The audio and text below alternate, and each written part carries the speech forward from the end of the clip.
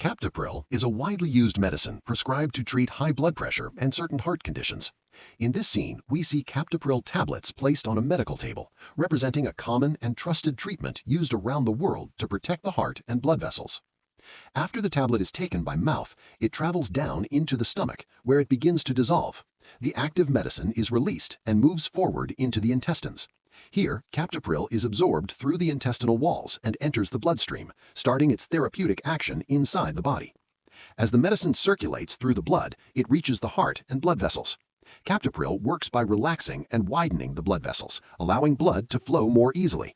This reduces pressure inside the arteries and helps lower high blood pressure, decreasing strain on the heart. With improved blood flow, the heart can pump more efficiently, and vital organs like the kidneys receive better circulation. Over time, this helps protect the heart, supports kidney function, and reduces the risk of complications related to uncontrolled blood pressure. Like all medicines, Captopril may cause side effects in some people.